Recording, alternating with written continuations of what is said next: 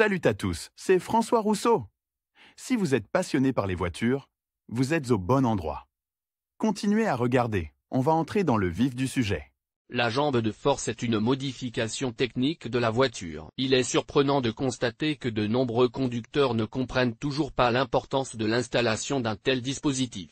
Pourtant, la rigidité de la carrosserie est assurée par les jambes de force. Qu'est-ce qu'une entretoise de jambes de force avant et pourquoi est-elle nécessaire? Si vous ne savez pas pourquoi vous avez besoin d'une jambe de force avant, les experts vous conseillent de ne pas perdre de temps et d'étudier cette question en détail. La carrosserie comporte un grand nombre d'éléments, qui sont fixés par soudage, boulonnage, collage, etc. Par conséquent, lorsque certaines forces s'exercent sur elle, il y a dans la plupart des cas un mouvement mutuel de ces éléments. Ces mouvements doivent être réduits au minimum pour que la carrosserie reste rigide. Cela garantit une bonne contrôlabilité et la sécurité des mouvements. Cette caractéristique peut être remarquée lors de la conduite à grande vitesse et dans les virages. C'est la traverse qui apporte une rigidité supplémentaire. C'est à cela que sert le support de jambe de force avant. Cette pièce se présente sous la forme d'un tube de section rectangulaire ou circulaire, ainsi que de plateformes soudées de part et d'autre, dont la fonction est de fixer le bras. Le dispositif est placé en travers de l'espace sous le capot,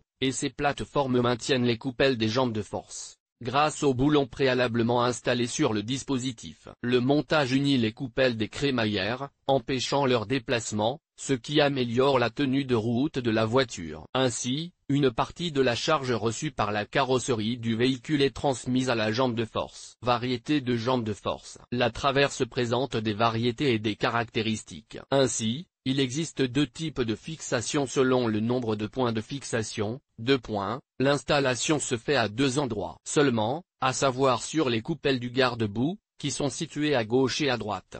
3 points, en plus des fixations mentionnées ci-dessus, il y en a une supplémentaire pour le montage sur la carrosserie. L'avantage de ce dernier type est la possibilité de conférer à la machine une rigidité maximale. Mais il y a aussi un inconvénient. Ainsi, la rallonge de jambe de force avant à 3 points se caractérise par un long temps d'installation. Si nous parlons du matériau utilisé pour la fabrication, le dispositif peut être en acier, en fibre de carbone ou en duralumin. Le dispositif est également divisé en fonction de la possibilité de réglage. Réglable, il y a 2 nœuds unis par un accouplement, qui permet d'allonger ou de réduire la longueur de la jambe de force. Non réglable, représente l'objectif de la partie qui n'a pas de nœud détachable. Lire aussi, comment vérifier l'état du roulement de support et le remplacer? Les experts attirent l'attention sur la particularité de l'entretoise non réglable. Il se caractérise par une rigidité moindre, c'est pourquoi il est rarement utilisé, généralement lorsque de nombreuses jambes de force ont été essayées et qu'aucune d'entre elles ne correspond au support de la voiture. Il convient de noter les différences dans la section transversale du dispositif. Selon cette caractéristique, l'étirement est rectangulaire ou rond. 2 variantes sont identiques en termes de qualité, de rigidité. Quant à la différence, elle se manifeste lors du changement d'épaisseur. Ici, il y a un changement de poids et de rigidité même. On considère que l'épaisseur optimale doit être de 2 à 3 mm. Quelle est la nécessité de la traverse? Certains experts affirment qu'en raison de la mauvaise qualité des routes russes, lors de la conduite, la charge de la jambe de force installée repose entièrement sur l'ensemble de la suspension, c'est-à-dire que son fonctionnement n'est pas programmé comme prévu par le fabricant. Et si le dispositif est installé sur une voiture obsolète, il peut devenir la cause opposée des dommages subis par la carrosserie. C'est pourquoi une telle amélioration n'est pas obligatoire pour les voitures de ville. Avantages et inconvénients de l'utilisation des tendeurs de jambes de force avant. À l'origine, ce dispositif a été inventé pour les voitures de sport, dont le fonctionnement s'effectuait dans des conditions difficiles et dont le véhicule devait faire preuve d'endurance et de stabilité. Ce dispositif permettait de conduire sans problème sur des routes en mauvais état et de ne plus se soucier de la sécurité de la carrosserie. En outre, ce montage rendait le volant plus sensible, ce qui facilitait le contrôle. Parmi les avantages indéniables de la jambe de force, il convient de souligner la possibilité de réduire la déformation de la carrosserie. Dans les virages,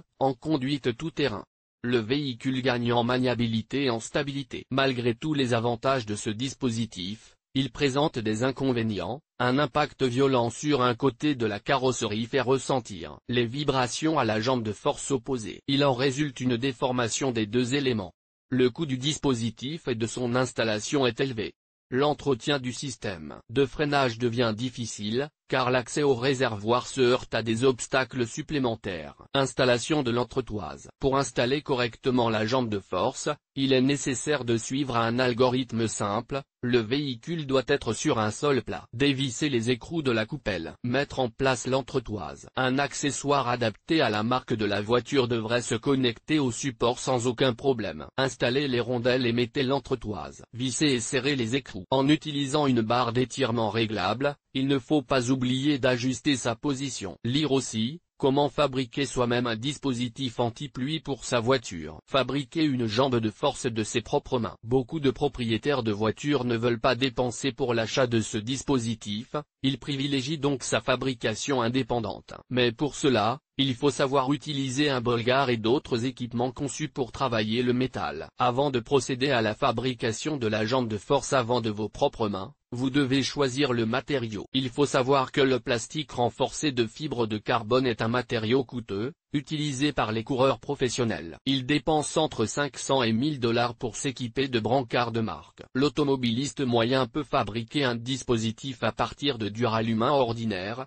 qui est léger et abordable. Tout d'abord, préparez les outils suivants: ruban à mesurer, lime, perceuse électrique avec différents forêts, pieds à coulisses, carton, une machine à cintrer les tuyaux, un coupe-boulon, des ciseaux, un marqueur noir, une machine à souder, une plaque en duraluminium d'une largeur, d'une longueur et d'une épaisseur respective de 20, 50 et 0,5 cm. Des tuyaux en duraluminium de section ronde et carrée, d'une longueur d'au moins 1,5 m et d'un diamètre égal ou supérieur à 3 cm dans le premier cas, et d'une longueur de 20 cm et une largeur de 3 cm dans le second. Dans le second cas, la séquence des actions est également importante. Ainsi, l'automobiliste doit effectuer les opérations suivantes: ouvrir le capot et mesurer à l'aide d'un pied à coulisse les diamètres des coupelles situées sur les montants, ainsi que la distance entre leurs boulons. Ces dimensions sont nécessaires à la fabrication de gabarits d'anneaux, découpés dans du carton ordinaire. Mesurez la distance entre les verres à l'aide d'un mètre ruban, ce qui vous permettra de connaître la longueur de l'étirement. Placez les gabarits sur la plaque, puis découpez les deux anneaux à l'aide d'un coupe-boulon. Pour leur donner les dimensions requises, on utilise une lime. Ensuite, 3 trous sont percés dans chaque anneau, la distance entre eux devant être la même. La longueur nécessaire du tuyau est coupée à l'aide d'un coupe-boulon, ses extrémités devant également être soumises à un petit pliage sur une machine spéciale. Un tuyau carré est coupé dans le sens de la longueur et en diagonale. Après avoir reçu les parures, celles-ci sont soudées aux extrémités du tuyau cintré. Des anneaux sont soudés aux pièces obtenues à partir du tube carré. L'étirement est peint et installé sur les goujons de la crémaillère, puis fixé à l'aide d'écrous. L'expérience de nombreux propriétaires de voitures montre que l'installation d'une traverse est facultative, mais on ne peut pas dire qu'elle soit inutile. C'est au conducteur de prendre la décision de l'installer, en tenant compte de tous les avantages et inconvénients d'une telle conception.